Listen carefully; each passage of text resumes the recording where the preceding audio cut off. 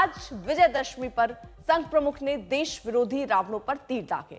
भुज में जवानों के साथ रक्षा मंत्री ने शक्ति पूजा करने वाले हैं थोड़ी देर में। आज शाम दिल्ली में भी रावण दहन होगा। बुराई के इस प्रतीक के खात्मे की गवाह राष्ट्रपति भी होंगी, प्रधानमंत्री भी होंगे और सोनिया गांधी भी रहेंगी।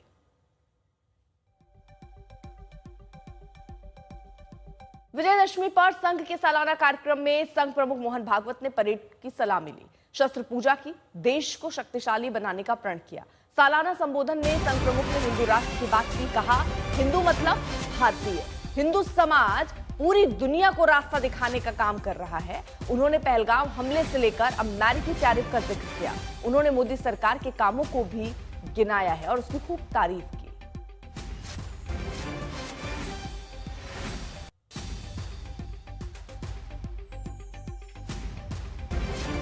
मोहन भागवत यहां स्पष्ट कर रहे हैं कि हिंदू मतलब भारतीय से है, यानी जो भी भारत में रहता है वो सब हिंदू है और मजबूत हिंदू सुरक्षा की गारंटी है।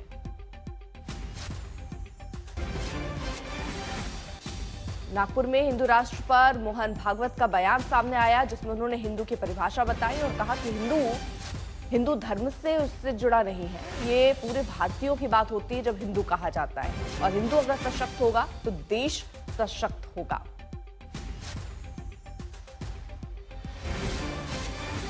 हालांकि ऐसे मौके पर उन्होंने पहलगाम का जिक्र भी किया, उन्होंने अमेरिकी टैरिफ का जिक्र भी किया, मोदी सरकार के कामों की भी खूब तारीफ की और किस तरह देश आगे विकास पथ पर बढ़ रहा है इसका जिक्र भी किया। आपको बता दें, विजयदशमी पर संघ के सालाना कार्यक्रम में संघ प्रमुख मोहन भागवत ने परेड की सलामी ली। हमारी इस एकता का आधार क्या है? हमारी संस्कृति है। डॉक्टर अंबेडकर साहब ने इसको शब्द दिया है इनहेरेंट कल्चरल यूनिटी, अंतर्निहित सांस्कृतिक एकता। ये भारतीय संस्कृति प्राचीन समय से चलती आई है। भारत की विशेषता है वो सर्वसमावेशक है, सबका सम्मान और स्वीकार करने की सीख देती है, क्योंकि भारत के आध्यात्मिक सत्य पर, उस सत्य पर आधारित धर्म पर, यानी सत्य, करुणा, शुचिता और तप के सदाचार पर वह धर्म आधारित है। उसी पर यह संस्कृति भी बनी है। इसका जतन सनातन काल से आज तक हर परिस्थिति में किसने किया है?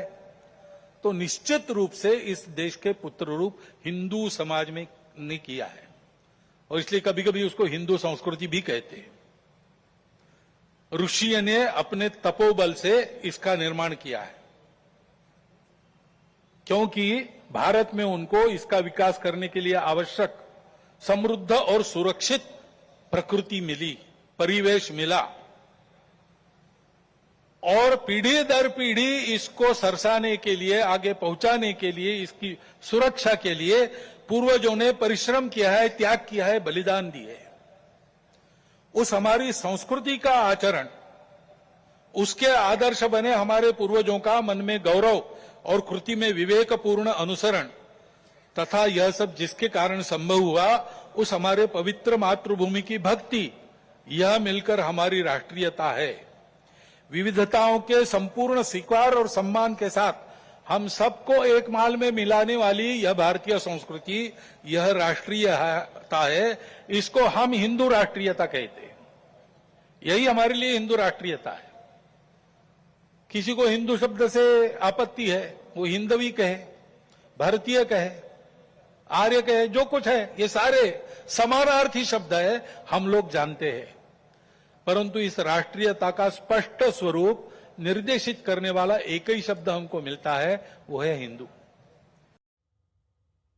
हिमांशु हमारे साथ हमारे सहयोगी इस वक्त जुड़ चुके हैं और जानकारी के साथ। हिमांशु, मोहन भागवत हिंदू राष्ट्र की जब बात करते हैं तो उनका सीधा कहना है कि हिंदू मतलब हिंदू धर्म से केवल जुड़ा नहीं है, हिंदू मतलब पूरा भारतीय। तो एक मैसेज उनकी तरफ से साफ है कि हिंदू राष्ट्र मतलब पूरे भारतीयों का राष्ट्र। देखिए, बिल्कुल संदेश साफ है। उनका ये कहना है कि हिंदू राष्ट्र का मतलब है संस्कृति, परिवेश और विविधताओं को संपूर्ण रूप से स्वीकार करना ही जो है वो हिंदुत्व है। और हिंदुत्व जो है वो लोगों को कल्चर यानी कि सांस्कृतिक तौर पर इकट्ठा होना और देश के लिए एक साथ मिलकर काम करना, ये उन्होंने एक हिंदुत्व की नई हिंदुत्व की परिभाषा दी है। और वो हमेशा ये कहते हैं कि आप चाहे भारतीय हो, आप भारतीय कहें, उन्होंने कहा कि आप हिंद कहें, लेकिन इन सब के पीछे जो तर्क है, जो एक शब्द है जो सबको बांधता है, वो है हिंदू। तो ये बात सही है कि वो आरएसएस की हमेशा से रहा है कि अखंड भारत की परिकल्पना वो करते रहे हैं, और इसको लेकर, वो इस विचार को लेकर संघ आगे जाता है। और यही बात जो है, आज सरसंघ चालक ने आरएसएस के शताब्दी वर्ष पर ये बात कही है कि अगर इस देश में कोई चीज जिसने सालों साल देश को एकजुट रखने की कोशिश की है, तो वो हिंदू है, और इसीलिए ये देश जो है वो एकजुट भी है। बहुत बहुत शुक्रिया आपका तमाम जानकारी के लिए। संघ प्रमुख ने पहलगाम हमले का भी जिक्र कर आतंकवाद और पाकिस्तान को घेरा। एक दुर्घटना पहलगाम की भी हुई, हमला हुआ सीमा पार के आतंकियों के द्वारा, 26 भारतीय नागरिकों की उनका धर्म पूछकर हत्या की। लेकिन उसके चलते सारे देश में प्रचंड दुख और क्रोध की लहर पैदा हुई। पूरी तैयारी करके सरकार ने, हमारी सेना ने उसका बहुत पुरजोर उत्तर दिया। सारे प्रकरण में हमारी नेतृत्व की दृढ़ता, हमारी सेना का शौर्य, कौशल्य और समाज की एकता और दृढ़ता का एक उत्तम चित्र प्रस्थापित हुआ। और यह भी वह घटना हमको सिखा गई कि यद्यपि हम सबके प्रति मित्र भाव रखते हैं और रखेंगे, फिर भी अपने सुरक्षा के विषय में हमको अधिकाधिक सजग रहना पड़ेगा, समर्थ बनना पड़ेगा। क्योंकि इस घटना के बाद दुनिया में विभिन्न देशों ने अपनी अपनी जो भूमिका ली, उसमें हमारी ये भी ध्यान में आया कि हमारे मित्र कौन कौन है और कहां तक है।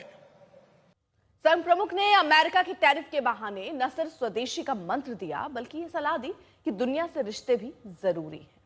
अमेरिका ने जो नई टैरिफ नीति अपनाई, उनके अपने हित के लिए अपनाई होगी, लेकिन उसकी मार तो सभी पर पड़ रही है। इसलिए ये सारा परिदृश्य अथवा ये सारी प्रचलित पद्धति, उस पर हम निर्भर हो जाए ऐसी नहीं है। विश्व में, विश्व का जीवन परस्पर निर्भरता से ही चलता है। राष्ट्रों में आपस में सब प्रकार के संबंध होने पड़ते हैं। अकेला राष्ट्र अलगाव में, आइसोलेशन में जी नहीं सकता। परंतु ये निर्भरता मजबूरी में न बदल जाए, क्योंकि वो कब बदलेगी, कैसे बदलेगी, उसका कोई पता नहीं। और इसलिए इस निर्भरता को मानते हुए, विश्व जीवन की एकता को मानते हुए, हमको इसको मजबूरी न बनाते हुए जीना अगर है, तो स्वदेशी और स्वावलंबन का कोई परिणाम नहीं, कोई पर्याय नहीं। हमको आत्मनिर्भर होना पड़ेगा, स्वावलंबी जीवन जीना पड़ेगा, स्वदेशी का उपयोग करना पड़ेगा, और फिर भी अंतर्राष्ट्रीय संबंधों का सब प्रकार के, राजनयिक हो, आर्थिक हो, व्यापारिक हो, इन सबका जतन हमको करना पड़ेगा। लेकिन उसमें मजबूरी नहीं होगी, हमारी अपनी इच्छा होगी, हमारा अपना सद्भाव होगा, ऐसा हमको बनना पड़ेगा।